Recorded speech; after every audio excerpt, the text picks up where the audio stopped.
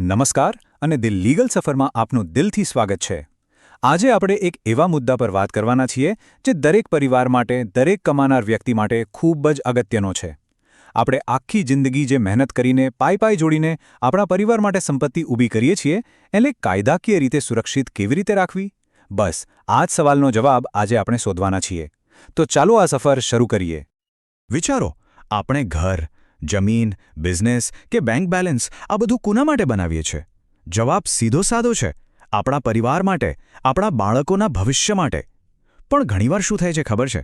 એક નાનકડી પણ બહુ જ મહત્વની કાયદાકીય બાબતમાં આપણે ચૂક કરી જઈએ છીએ. અને એ જ સંપત્તિ જે પરિવાર માટે આશીર્વાદ બનવી જોઈએ એ જ વિવાદનું, ઝઘડાનું કારણ બની જાય છે.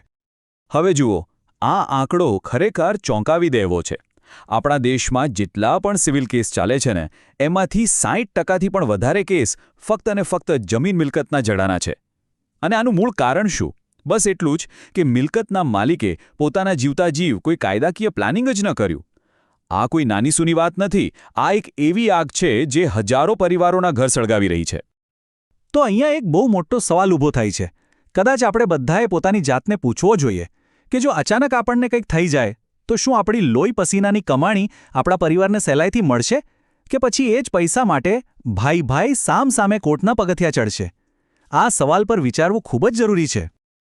ચાલો હવે એ સૌથી મોટી ગેરસમજ વિશે વાત કરીએ, જેમાં મોટાભાગના લોકો જીવે છે. એક એવી ભૂલ જે આપણને ખોટી સુરક્ષાનો અહેસાસ કરાવે છે. અને એ ભૂલ છે નોમિનેશનને બધું જ માની લેવાની. મોટાભાગના લોકોના મનમાં શું હોય છે? અરે, મેં તો બેંકમાં, LICમાં બધે નોમિનીનું નામ લખાવી દીધું છે, એટલે હવે બધું બરાબર છે. બસ આ જ માન્યતા સૌથી મોટી ભૂલ છે. આ માન્યતા તદ્દન ખોટી છે અને ભવિષ્યમાં મોટાભાગના પારિવારિક ઝઘડાનું મૂળ આ જ હોય છે. અને આ વાત પર ખાસ ધ્યાન આપજો.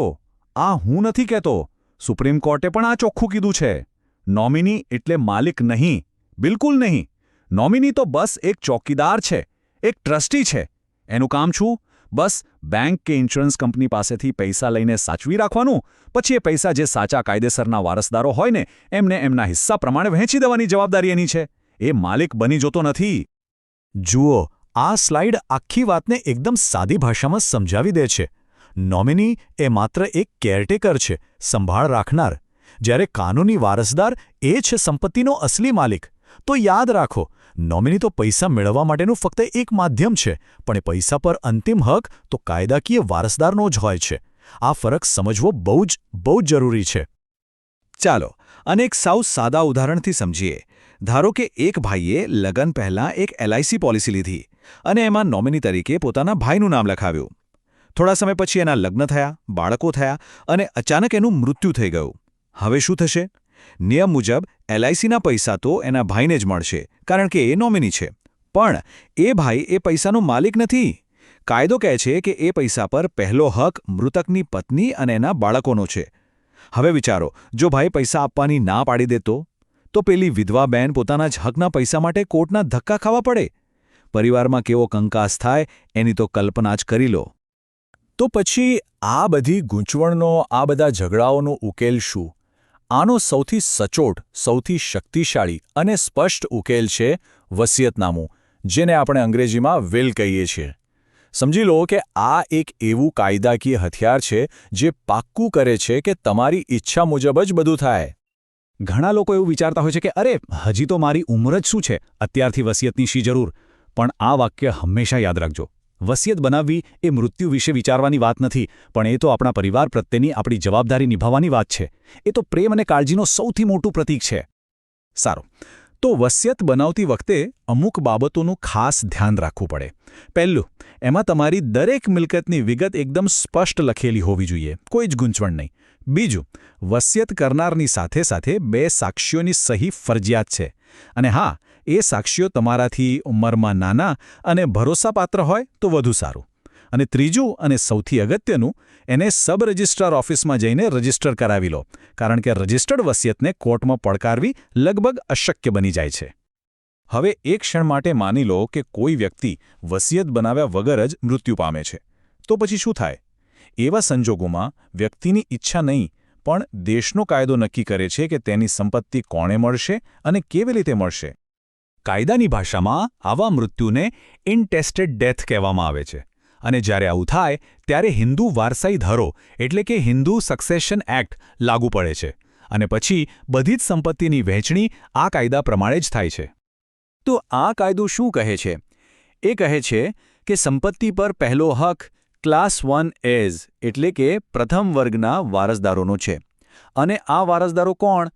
મૃતકની માતા, મૃતકની પત્ની અને મૃતકના બાળકો, જેમાં દીકરા અને દીકરીઓ બંનેનો સમાવેશ થાય છે. કાયદા મુજબ આ બધાને સંપત્તિમાં સરખો ભાગ મળે છે. પણ અહીંયા જ એક મોટી પ્રેક્ટિકલ સમસ્યા ઊભી થાય છે. વિચારો કે કોઈ વ્યક્તિનું એક જ મકાન છે અને એ ગુજરી જાય છે. પાછળ એમના માતા, પત્ની, એક દીકરો અને એક દીકરી છે. કાયદા પ્રમાણે તો મકાનના 4 સરખા ભાગ કરવા પડે. હવે તમે જ કહો, એક મકાનના 4 ટુકડા કેવી રીતે કરવા? બસ અહીંથી જ ઝઘડાની શરૂઆત થાય છે અને વાત છેક મકાન વેચવા સુધી પહોંચી જાય છે. જો એ વ્યક્તિએ વસિયત બનાવી હોત તો આ દિવસ જોવાનો જ ન આવત. તો આ બધી જ કાયદાકીય માથાકૂટ અને પારિવારિક ઝઘડાઓથી બચવા માટે અને આપણા પરિવારને સુરક્ષિત રાખવા માટે અમુક નક્કર પગલાં ભરવા ખૂબ જ જરૂરી છે. તો ચાલો જોઈએ કે એ કયા 3 સૌથી મહત્વના કામ છે જે આજે જ કરી લેવા જોઈએ. કામ નંબર 1, તમારી નાની મોટી બધી જ સંપત્તિનું એક લિસ્ટ બનાવો. બેંક એકાઉન્ટ, જમીન, મકાન, સોનું, શેર, બધું જ. ઘણીવાર તો એવું બને છે કે વ્યક્તિના ગયા પછી લાખો રૂપિયા બેંકમાં એમનેમ પડ્યા રહે છે કારણ કે ઘરમાં કોઈને ખબર જ નથી હોતી. કામ નંબર 2, દરેક જગ્યાએ તમારું નોમિનેશન ચેક કરો અને એને અપડેટ કરાવો, ખાસ કરીને લગ્ન પછી. અને કામ નંબર 3, તમારી ઉંમર કે સંપત્તિ કેટલી છે એ જોયા વગર એક સારા વકીલની સલાહ લઈને આજે જ તમારું વસિયતનામું બનાવી લો. એક વાત હંમેશા યાદ રાખજો, સંપત્તિ કમાવી જેટલી અઘરી છે ને, એને સાચવવી અને આપણા પછી એને યોગ્ય હાથમાં સોંપવી એનાથી પણ વધુ મહત્વનું છે. કાયદો પણ એની જ મદદ કરે છે જે સમયસર સાચો નિર્ણય લે છે.